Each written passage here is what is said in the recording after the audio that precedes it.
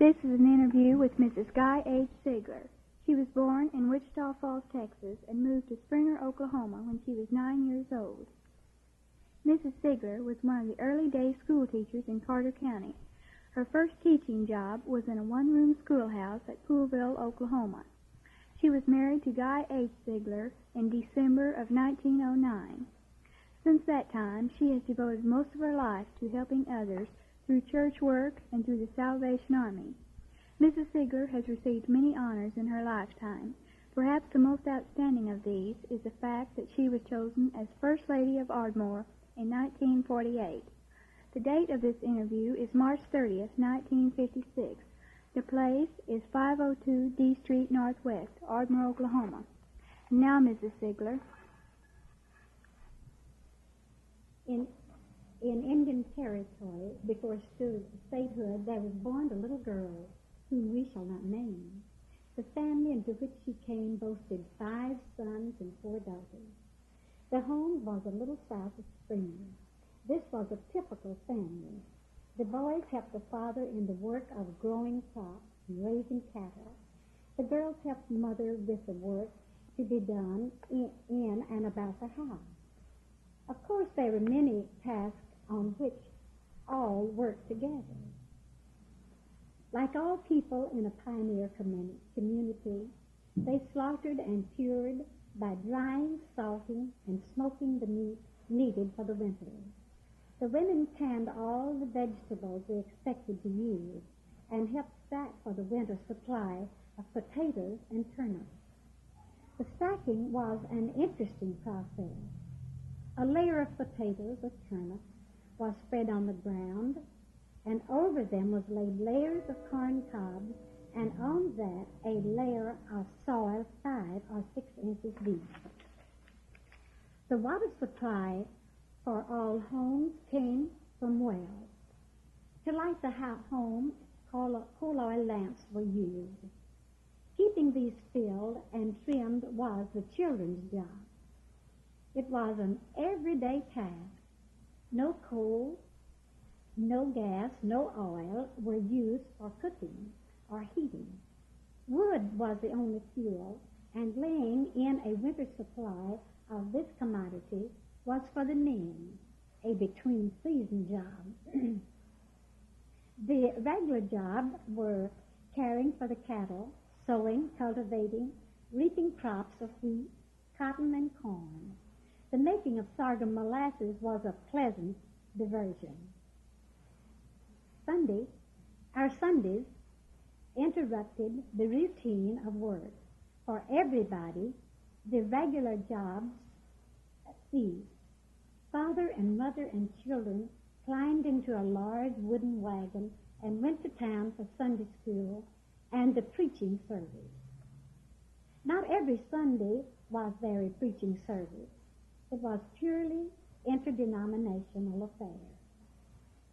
Sometimes the preacher was a Methodist, sometimes a Baptist, and sometimes a Camelot.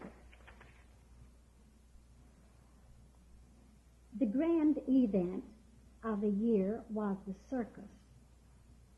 Nobody missed Ringman Brothers' great shows. Many men and older boys went to the railroad in the early morning to watch the unloading. No woman or child failed to see the parade down the main street of Ardmore. They marveled at the strange, unfamiliar animals in the cage, shrank back into the great crowd when the large elephants stalked past, laughed at the pranks of the clowns, admired the beautiful ladies, and thrilled at the shrill note of all the wonderful music. Of course, everyone that spent the afternoon or evening at the show went through the tent show and saw the animals close at hand and visited the side shows before going into the great tent for the great performance.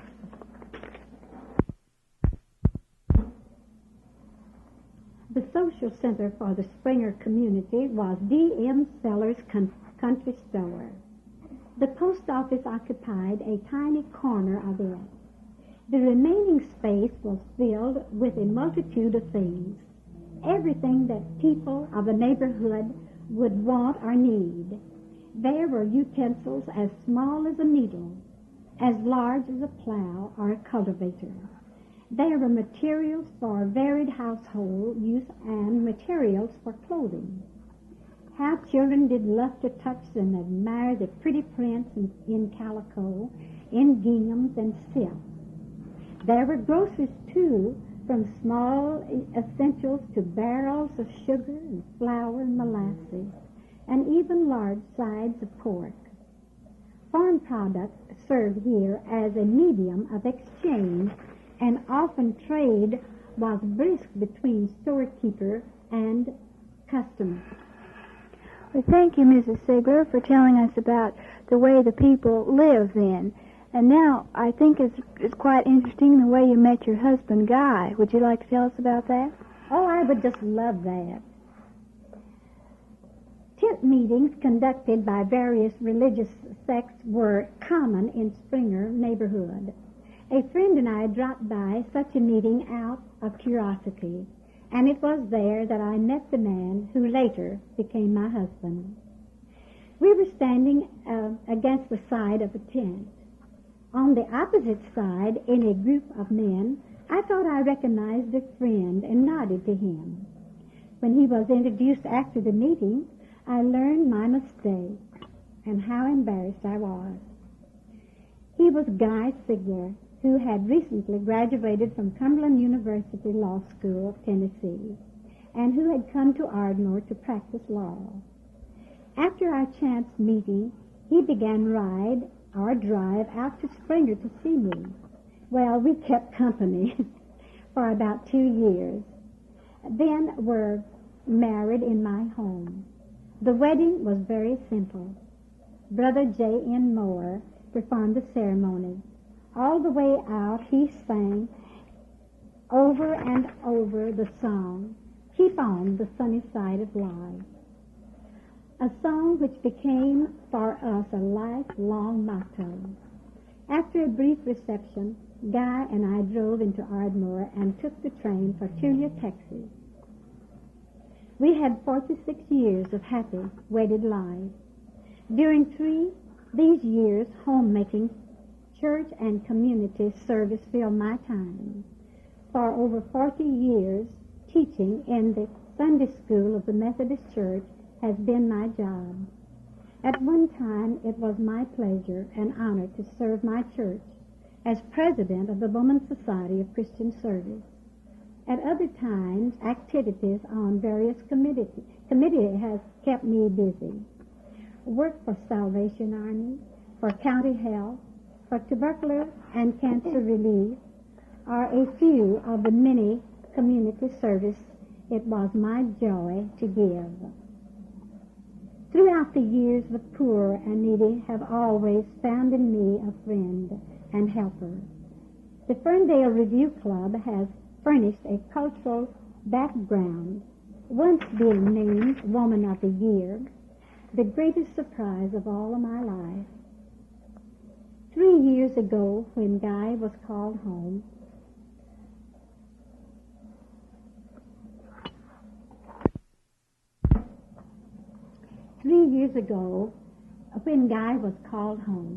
Ardmore lost an outstanding, long-to-be-remembered lawyer.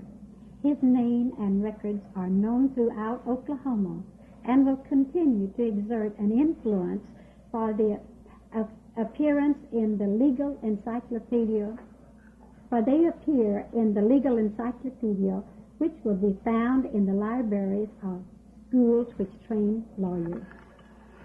I agree with you, Mrs. Segler. Your husband was a very great man. You mentioned that it was a chance meeting. Don't you think it was more or less destiny?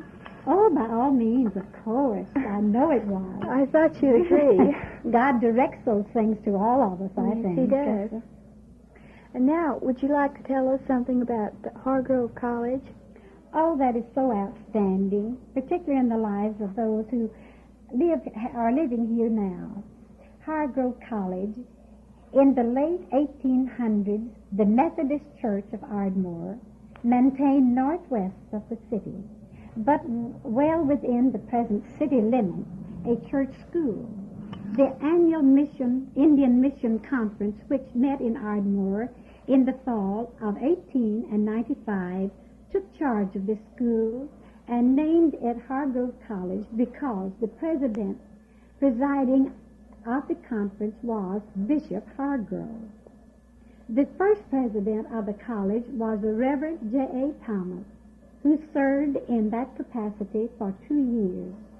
He was followed by a succession of competent executives, among whom are to be noted Professor J.T. Johnson, the Reverend J.M. Gross, pastor of the Broadway Methodist Church, and the Reverend T.G. Whitten. On the board of trustees appears the familiar names Wolverton, Pickens, Randall, Derrick, Frensley, Roberts, Robertson, Cameron, Howell, Sims, and Gross. Hargrove was located on Hargrove Heights in the northwest part of Ardmore, Indian Territory. It commanded a view of a wide sweep of country extending over miles of undulating plains, winding streams, rising hills, and a beautiful grove. It was far enough from the part of town, from the center part of town, to keep the boys from loafing on the street. Ardmore was then the largest and the most aggressive town in the territory. Its citizens were law-abiding, church-going people. At that time, there were in the town 2 Southern Methodist churches. The present First Church and the Carter Avenue Church, for which land had been donated by the late Congressman Carter's mother.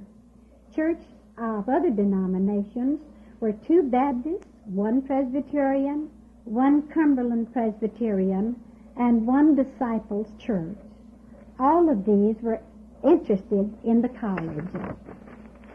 Would you like to know about the grounds of the college? Yes. They were so rugged at first, but were made beautiful later. Hargrove College carried on its most efficient with no endowment.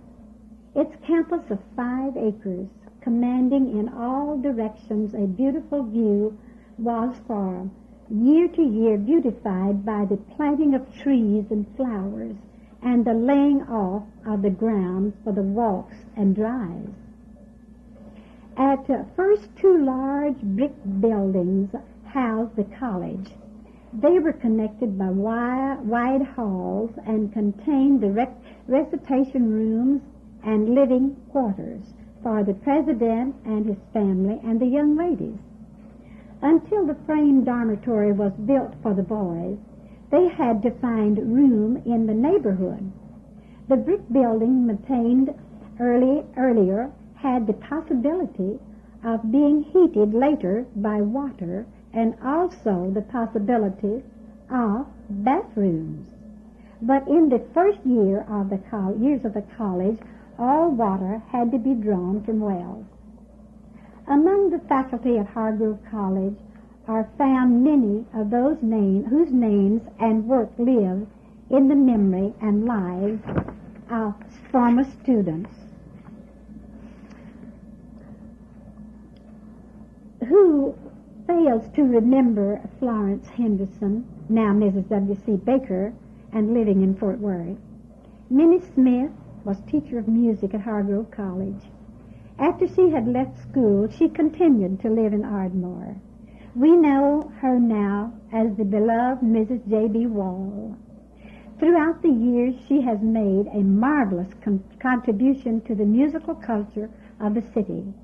Lyra Scott, primary teacher, who trained the young minds without the use of a textbook, has been in our midst all these years.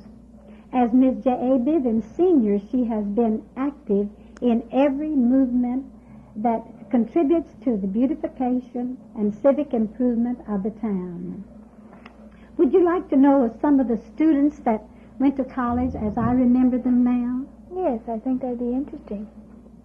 Among former students at Hargrove are found the names of Charles Bledsaw, Eliza Cruz, Clint Dove, Clem and Albert Deskins, Juanita Deskin, Sue Frame, Myrtle Brinsley, Dudley and Andy Hardy, Arthur and Edna Jones, Charles Long, the four Lorensteins, Bessie Palmer, Lawrence Tarver, Tinny Thompson, Beatrice Van Keller, Cora Wheeler, who is now Miss John Carlock, Cecil Whittington, the five Wolvertons, and many others whose names are not at this moment recalled. We wish to mention especially Charles Long, who spent 40 years of his life as a missionary to Brazil. To him, the decision of his life work and the needed inspiration came at the close of Hargrove. A few years after the disastrous fire, I believe it was in 1911 or 12, that destroyed almost entirely the buildings at Hargrove. The college consolidated with Bloomfield Academy and was moved to the site northwest of Ardmore, now occupied by Carter Academy. Well, it is a shame that it burned. It must have been a good one, and a lot of those people you mentioned there must have gotten a very good start, because lots of them I know are leading citizens of today and of the past.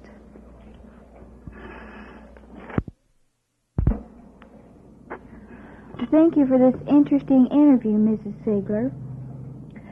This interview has been conducted by Kay Butler, a senior in Ardmore High School in 1956.